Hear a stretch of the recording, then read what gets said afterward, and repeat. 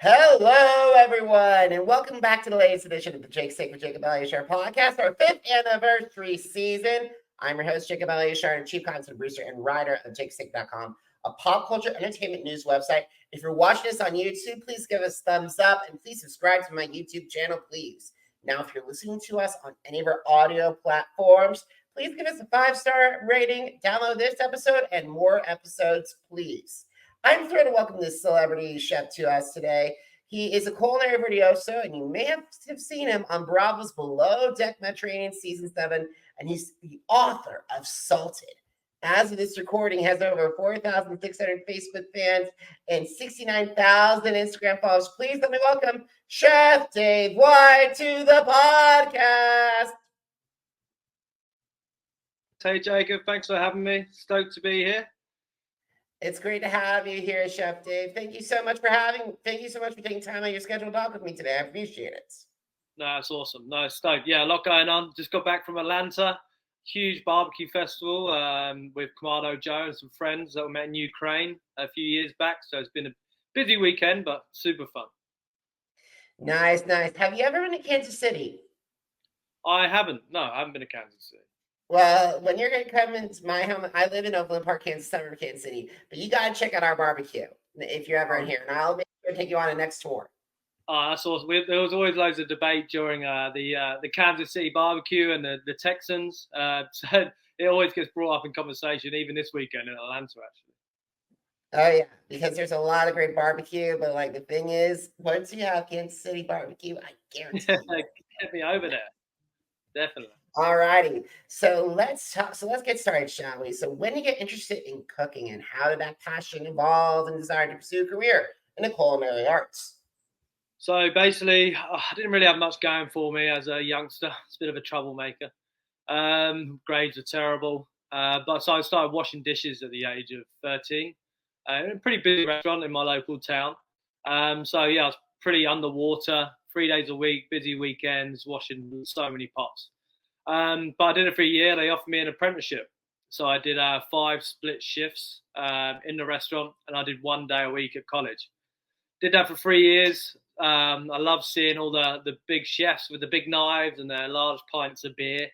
So anyway, I was hooked. I loved it. I loved the whole fire, adrenaline, passion about this whole environment. So I got hooked on it. When I was 18, I got my MVQ 1, 2, and 3. The 3 is pastry. And then I went into London, worked on the Ramsay's restaurants called Claridge's in Park Lane. Then went on to the Ritz and then moved to France. I was literally 19 years of age, super scared to leave my hometown. Went to France, never left the country before. And then I went to France, and I was there for 10 years and basically learned all the classically cooked, all the basic cooking from practical cookery. And it kind of just started from there. Then I ended up on boats, opened up a restaurant, 2 restaurants. COVID hit, lost my restaurants after 3 years, and then I ended up on Below Deck. That's kind of a speeded up journey of my life, really. That's amazing. That's incredible that you went through all of that, and then you walked and 3 restaurants, and then COVID just wiped it off the map. Oh, it was one of my proudest moments of my life. I invested everything I had in it, the money I saved from yachts. And we created this really cool restaurant in southwest of France in Hossegor. Started off with a brunch place, and we were just doing a little fancy local produce kind of brunch, nice coffee, and then went on to a more of a kind of fusion Basque. We had this incredible octopus dish on there, like magret de canard from the Basque country, from southwest of France, some of the best duck in the world.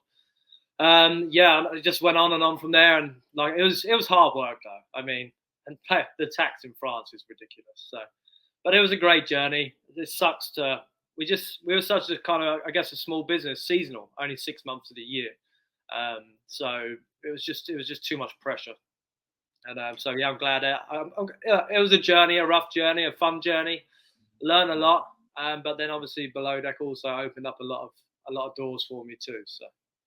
Okay, so you brought up Below Deck. So some of my audience recognized you from the season 7 of Below Deck. So how did you get involved with that show? So basically, when I lost the restaurants, I'm like, what am I going to do now? I didn't want to go back into yachting. I was I'd done it for 9 years. I was just over it. But you do make good money. I'm getting a bit too old to share a bunk bed now. But the opportunity came up, and I went on there. And honestly, the journey, it was tough mentally, but the the culinary background and the cooking skills that I have kind of just about kept me afloat. Excuse the pun. But look, like I said, it opened up a lot of doors for me. Gave me the following to, start creating a recipe book that I've been working on for years, and to get that out there. But yeah, look, I met some great people, and it exposed me to a kind of a different culture. I got my O1 visa from it, which was incredible. I mean, now I can work land-based in America legally, which is a plus. And that's always a plus. Besides, Bravo can be fun. Bravo can have its own fun and everything. Do you have any memorable moments from the show? I think honestly, like I've got a really close relationship with Captain Sandy now. Just did the food for her and Leah's wedding in Fort Lauderdale, which was really cool. Me and Z, Courtney, basically a bunch of the guys, we're all really, really close. And being in Florida, they're always kind of in and out, so we get to hang out. So friendship, relationships, 100%. A lot of the producers as well, we're super close. Look, it is a mainly positive. Just the drama that comes with it. I'm such a real person. I speak the truth, and I'm a hard shell, but I got a heart of gold. So it was in moments it was tough, as people know. I believe it. Believe it. So, if they said, "Hey, wait a minute, Chef Dave, would you like to come back for a second season?" Would you be able to say yes, or? I think I would definitely consider it. Like I say, I know that Sandy's had some good chefs, but she's also had a couple of bad ones. So I'd love to go back there to support her. And I would also kind of like a little bit of a redemption. I'd love to go on there with no drama, no strings attached, and just cook and just kind of blow everyone out of the water, and just have a good time and show a personality, and that personality that I really didn't kind of get to show as much. Like this fun that I had with Z, there was one moment where we were just sitting down in the crew mess throwing Maltesers at each other. It sounds stupid, but it was just it's a fond memory that I have. I just want to show the funny side, I guess. So I probably would go back. Yeah. Awesome, awesome. So I want to talk to you because in addition to being a chef, you have some very extreme extracurricular activities, my friend. I was doing, including extreme sporting activities like skiing competitions, skydiving, climbing Mount Everest multiple times. Holy guacamole. I'm like, wow. So what goes through your mind when you prepare for these intense activities? Honestly, like if I've got a little bit of moment time to relax, I get in my head. I overthink a lot of things, so I need to keep busy. When I left the UK, I was in the French Alps in the Savoyard region, a place called Tignes. People might know it as Val d'Isère, like 2 hours from Switzerland. So yeah, I started skiing, and just turned out I was reckless. But after a couple of seasons, I got really good at it. 6 years later, I won a gold medal in freestyle skiing, which is preliminary basically into the Olympics. I had a lot of injuries. I had 2 knee reconstructions. I snapped my ankle, multiple concussions. I was just a lunatic, but I loved it. And it kind of kept my mind at bay, demons at bay, if you like, as well as the cooking. But I did all this in between working. So I was working in a hotel. So I'd go in the morning, do breakfast, prepare lunch, afternoon tea. Then I'd go skiing for 3 hours, and then I'd come back and do a la carte dinner. So it was busy, but I loved it. And then when I had my injuries, I recovered from them. That's when I went on the boats to earn some money. So I can't be a ski bum anymore. And when you're working in the hotels, you don't get much money. You earn good money on yachts. So I was like, what am I going to do now? I'm gonna try and summit Everest. So I climbed Kilimanjaro. I summited the top of Mont Blanc and then skied down, training for Everest. And then I was just like, I'm just going to do it. I'm going to raise awareness for mental health. I'm going to take a local charity in the UK called Snow Camp, which takes inner city kids who are struggling to even get into school or college, and it funds them and gives them a lifestyle into skiing onto a dry slope. So teaches them a skill, which is a positive, a positive movement in their lives. So I did that, raised over £15,000, and then climbed the north side of Mount Everest, into Kathmandu, through the Himalayas, into Tibet. Got food poisoning, had 4,000 meters, had to go Oh back God. down, and then recover, and then head back up. It was a 7 week journey. It took me 7 weeks. Didn't shower for 7 weeks. You lose your appetite because of the altitude. But what an incredible journey! What an amazing experience! The people I met there, all in all, it was just mind blowing, body breaking, but life changing. And those kids will remember climbing Mount Everest, and they will be doing their secondary schools. No, absolutely, and I got to meet the kids afterwards as well, which is really cool, and everyone was so grateful, and it was just nice to meet. It's just nice to do something for people that you don't know. It's also fun to do something for. It's just inspiring for yourself. It gives you that push to get a little bit further. It's not always about you. It's about inspiring others. Where it was also about me, and it was a selfish move because I needed to remold myself. I wanted to almost break myself down and rebuild myself to a stronger being, so to speak. Absolutely. So, speaking of inspiring others, you're going to be inspiring others to going back into the kitchen. So, you released your book, Salt. So, how long did it take you to create this book from conception to release? It took me about 3 years. I wanted to do it on a budget, and I wanted it to be quite raw. So, basically, the majority of the photos are just from my iPhone. Like the photos from Everest, probably majority from my iPhone and from my GoPro. I just collected all these images, and then I wanted to inspire people to get out of their comfort zone, and even if they have a small space, get out and cook. So the dishes are designed to be there's a few more complex ones, but it's designed to be simple. Just to get out there, give it a go. Even if you make mistakes, you won't do that again. So I wanted to create it in my grammar's terrible. So I actually got my girlfriend to help me with the grammar. So I just wanted it to be fun and a bit more flowing with fluidity. So some recipes you go through and it's kind of like, whoa, how many ingredients do I need to use? How do I do this? So it was very simplistic. Like from Norway, I was ski touring in Norway, in the fjords, a place called Finnmark. Incredible, beautiful place, with amazing salmon. And I came across this salmon farm in a place called Quarry. So I was like, right, I'm just going to do a section on salmon. And just some people don't really know how to cook salmon properly. So the key is to rest it so it can finish off rosy. You don't want to overcook it. So I just wanted to put in little hints and tips in a fun way, not serious, with some fun places I've been to.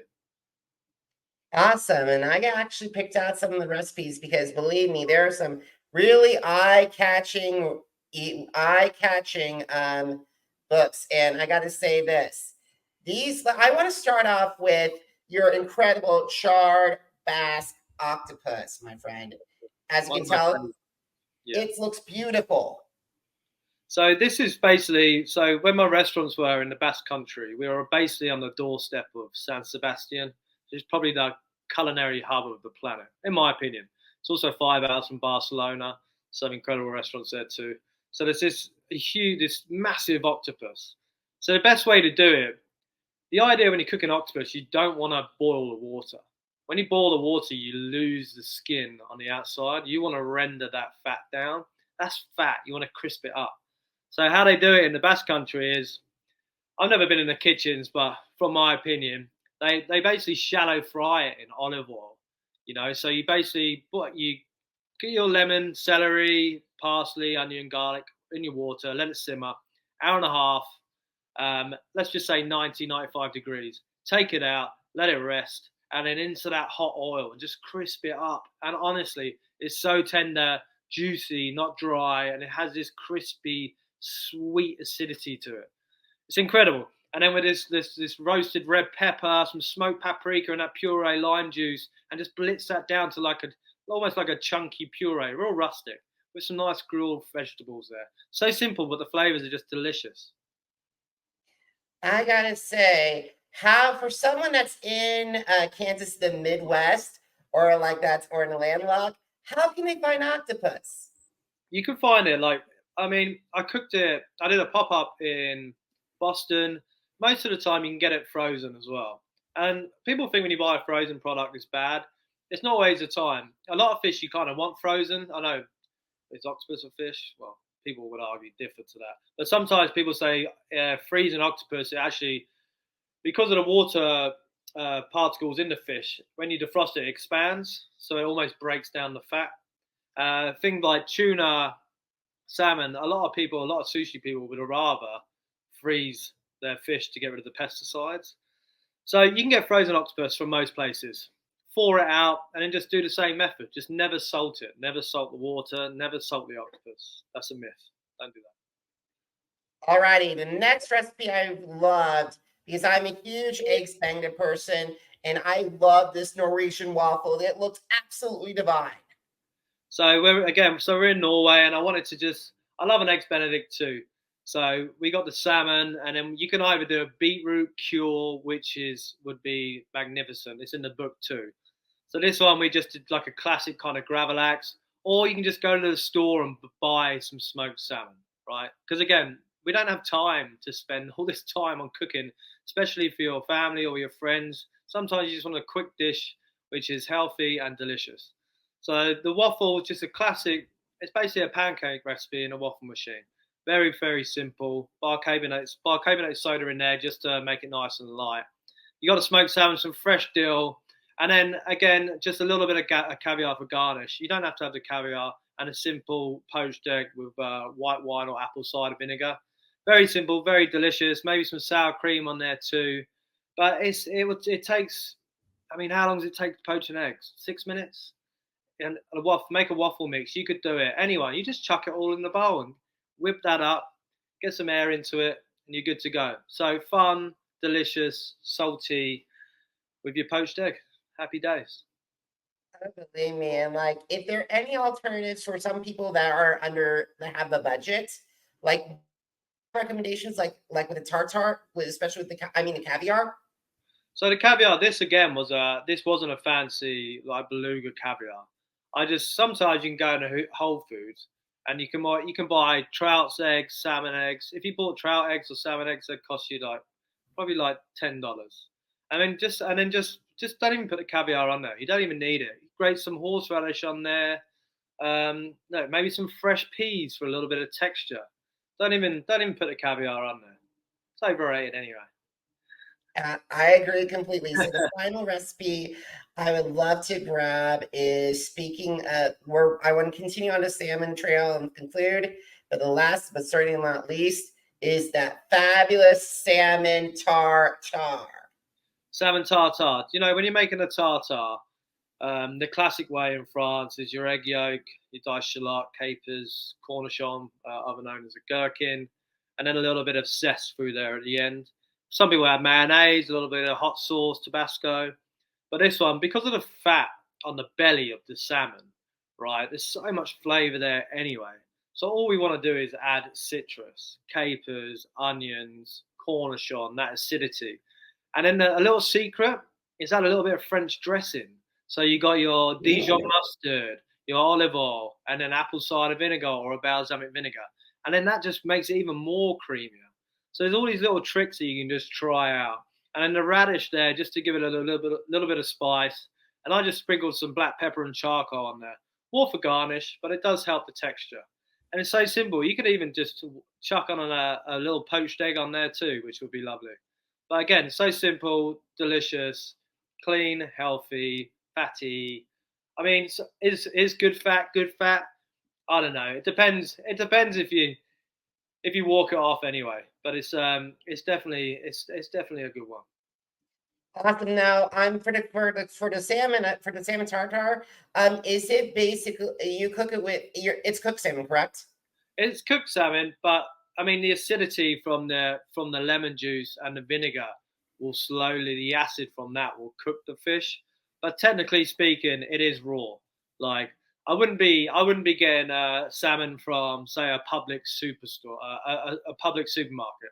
I'd be going to a good fishmonger who you trust and grabbing some good fresh salmon, because you don't want to be using, most public store salmon is probably already 7 days old, so I wouldn't be using that. Definitely get a good product. All righty, awesome. And then also, before one final question before we leave the recipes. Also the thing, also, if you could also substitute that with like tuna or Absolutely. like. Yeah. You can use ahi tuna, for example, or some fresh bluefin or yellowtail tuna, 100%. And you could do a similar recipe. The thing with the tuna, there's so much flavor. A good one for tuna is just sriracha, a little bit of mayonnaise, and loads of lemon zest, and maybe a little bit of cilantro, and it's delicious. Or you could go full Asian. You could go soy, sesame oil, even a little bit of sweet chili sauce through there. Really, really quick. Fresh cilantro, finely diced shallot. Yeah, it's there's so many ingredients out there you can have fun with. Lemongrass, chuck some lemongrass through there, and then just use the balance of flavors, sweet and salty. Absolutely. All this talk of food is making me hungry. Actually. All righty. So we got to start winding down our conversation. So we got to talk to you about your on social media with Instagram, 69,000 Instagram followers. So what are strategies that you and your team use to build that audience? To be honest, when I was on the show, I got when it was live on Bravo, that's when I got the most of my following. For me, because I'm working so much, so I'm like working 18 hours a day. So I find it really hard to post. I need to get better at it. I want to post more food content. It's more when I finish an event, I get as much content as I can, and then I'll make a reel. Because my PR team they're incredible, but they're not so much social media. So that's a learning curve for me. So much love to the people that follow me. So I try and get as much content as I can. And then just get as posts as much as I can. But yeah, I still haven't cracked that algorithm. It was definitely when I was on Bravo, that was my huge following for sure. Awesome, Chef White. So last question, are you ready? Tell me. Okay, where can they find you on social media, and where can they buy Salted? So social media is at Chef Dave White on Instagram. And then I decided to self-publish my book. I was looking for a publisher. I couldn't find one. I'm trying to make myself more known as a chef, and because that's my main passion, extreme sports and cooking, not the reality drama stuff. So yeah, I couldn't find a publisher, so I self-published through Amazon.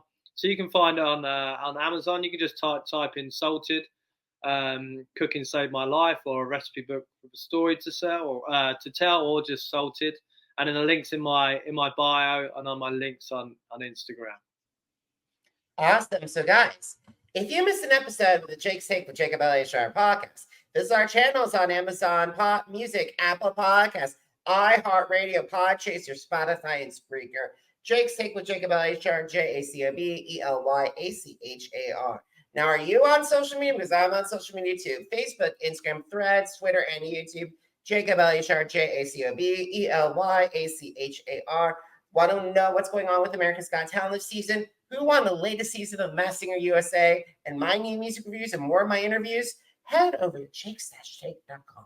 Once again, jakes-take.com. Chef Dave, thank you so much for taking time out of your schedule to talk to me today. I really appreciate it. Thanks a lot, Jake. I appreciate it. Great talking to you. Let's do it again sometime. Absolutely. And guys, thank you so much for watching. Thank you so much for listening. Until next time, have a great one, everybody. Goodbye.